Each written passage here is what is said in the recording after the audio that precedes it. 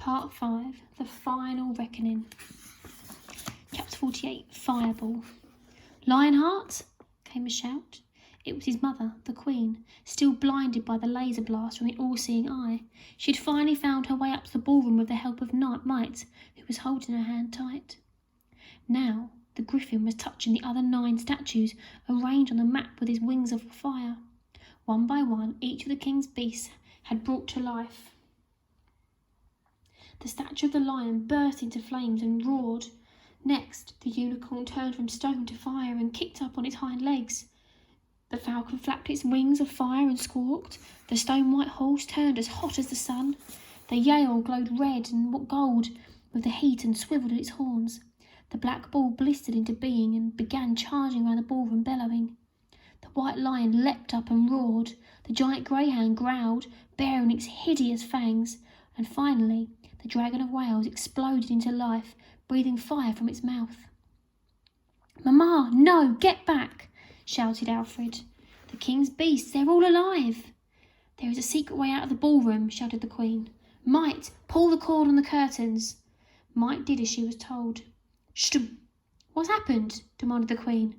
"The curtains have closed," replied the girl, not unreasonably, as that was exactly what had happened. "The other cord!" cried the Queen. Might pulled it, and to her surprise, a mirror in the wall swung open. Swing! Alfred and Might and the Queen all escaped through it, and the 3 were now in Buckingham Palace's banqueting hall. Enormous tables were placed in the shape of a U, all laid out for some grand dinner from decades ago. Broken glass and smashed crockery were everywhere, linked by cobwebs that were so huge at first glance they looked like dust sheets. Immediately, Alfred and Might went about barricading themselves in by pushing all the tables up against the mirror. Shunt! Then Alfred whisked one of the tablecloths off the table and shouted to the other 2, "Hide!" All 3 huddled together under the long table. Rats scurried around them, looking for scraps of rotten food. It took all their willpower not to cry out, as the vermin nibbled at their feet. Squeak, squeak, squeak. Alfred waved what was left of the sword at them. "Shoo, shoo, shoo!" he said as the rats scattered. Suddenly there was a sound of a laser blast. Zap! The mirror exploded, kaboom, and shattered on the floor. Crunch, crunch, crunch. From under the table, Alfred and Might spied the all-seeing eye hovering around the banqueting hall. It was searching for them. When it had just passed him, Alfred crawled out from his hiding place and threw the tablecloth over it. Whoosh! Blinded, the robot went berserk. It zoomed this way and that. Desperately trying to shake off the tablecloth, it smashed into the chandeliers. Crash! Scattering shards of glass everywhere. Then the all-seeing eye dropped to the floor. Thud! And rolled around. Trundle, trundle, trundle. In an instant, the tall double doors to the banqueting hall exploded with a fireball. Whoomph! Chapter 49, A Final Farewell. All 10 of the king's beasts entered the banqueting hall in a blaze of heat and light. The Griffin with the face of the Lord Protector led the way, with the others fanned out behind. Perhaps thinking the thing under the tablecloth was the boy, the monster breathed its deadly fire onto it. Whoomph! The robot exploded. Kaboom! Shards of metal shot across the banqueting hall. Tonk, twink, tonk. "I always hated that thing," hissed Alfred. As the Griffin inspected the ruins of the all-seeing eye, Alfred whispered, "Let's get out of here." He stuffed 2 pieces of the broken sword under his arm, and he and Might each took one of the Queen's hands. Together, the 3 of them scrambled as far as they could under the long table until they reached the far side of the room. Then they bolted through the charred and smoking opening where the double doors had been. The 10 beasts tore through the tables, destroying everything in sight. Alfred, the Queen, and Might dashed down the corridor. The 2 children pulled cabinets and grandfather clocks and suits of armour behind them, sending them crashing to the floor. Crash, bang, wallop! The hope was that this would slow down the beasts. However, these things had superpowers and burned through everything in their path. Whoomph, whoomph, whoomph. Finally, the 3 had made their way to the bottom of Buckingham Palace, the vault. They hurried through the door, slamming it behind them. There they were greeted by the sight of the 5 of the ladies in waiting, brandishing their weapons. The old The old dears had defeated every single one of the royal guards, who were all strewn across the stone floor. Enid? Asked Alfred. She didn't make it, replied Agatha sorrowfully. I am sorry, said the boy. We need to go, added Mike, right now. Why? Asked Agatha. Just then the doors behind them burst into flames. Whoomph! Then the 10 mighty burning beasts burst through. Smash! That's why, replied Mike. What is the one thing that fire cannot survive? Water, answered Alfred. Follow me, ordered Mike. The unlikely band of revolutionaries charged across the vault. Their destination was a secret passage to the flooded underground tunnel. Please do wait for me, your trusty robot butler, came a robotic voice. It was Octobot, or rather Unibot, with its one lonely arm still intact. If it had lost that one, you'd have to call it Butt, and that seems plain wrong. The thing trundled after them. The beast gave chase, the griffin burning everything in its path. Whoomph, whoomph, whoomph.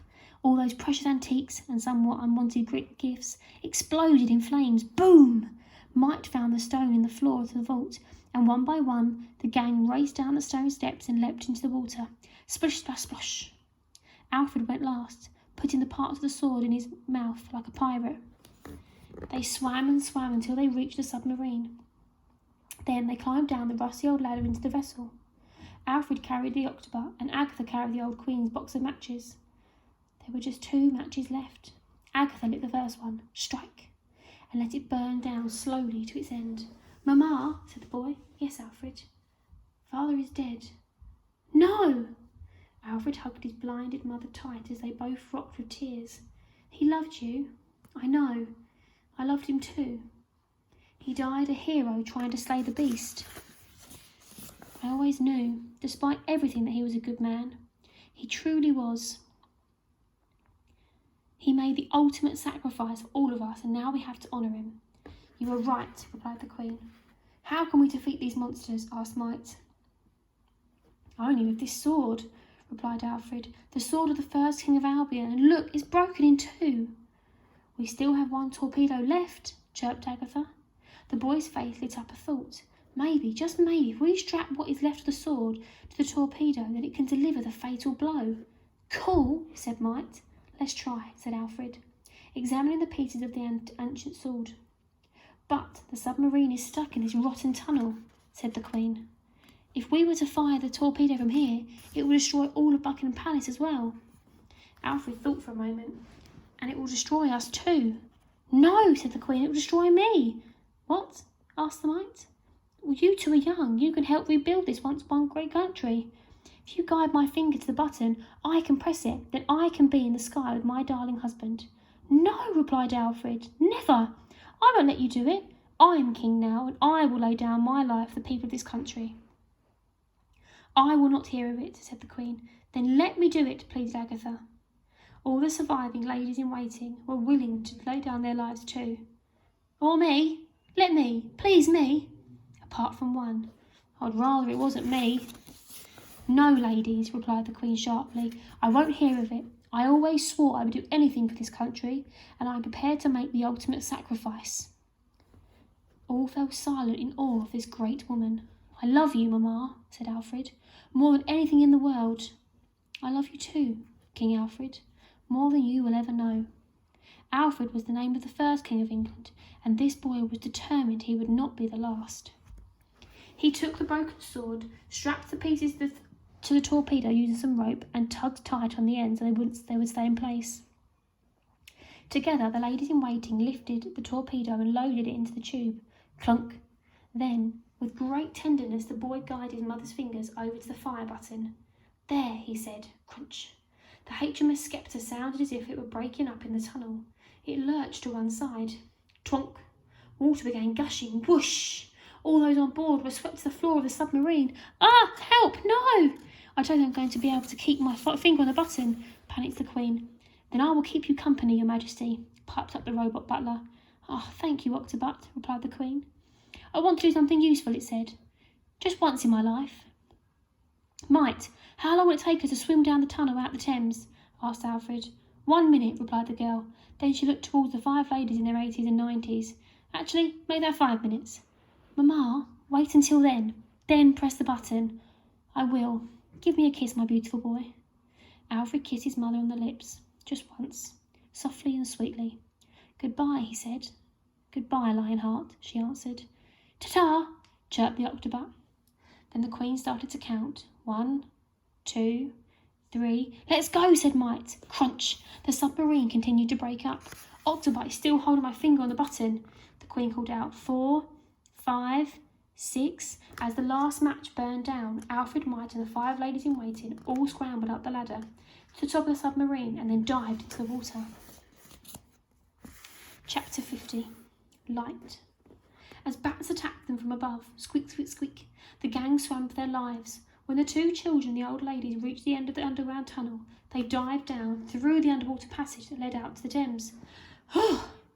As soon as they came up for air, they could see something terrifying in the distance. Buckingham Palace was illuminated by red and gold light. The 10 flaming king's beasts, led by the griffin, were emerging from the top of the palace and letting off their deafening cries. The dragon was breathing fire at those on the ground. Whoomph! The poor people were fleeing for their lives as the earth was scorched around them. The Lord Protector's airship descended through the clouds and began blasting the revolutionaries as they fled. Zap, zap, zap, boom, boom, boom. Mamma, now, cried Alfred, even though she couldn't hear him. Now! Just then there was an almighty blast. Kaboom! Buckingham Palace, the home of the royal family for hundreds of years, exploded. Shards of the ancient sword glistened magically as they tore into the beasts. They let out blood-curdling cries. Ah! The fire caught the airship and it burst into flames.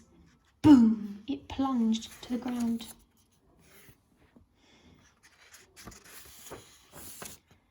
Crash! Thick black smoke billowed up into the sky. Whoosh! For a moment the shapes of the beasts could be seen within the black clouds. The griffin beat its mighty wings one last time as the Lord Protector's face let out a silent scream. Then all 10 of the king's beasts vanished into thin air.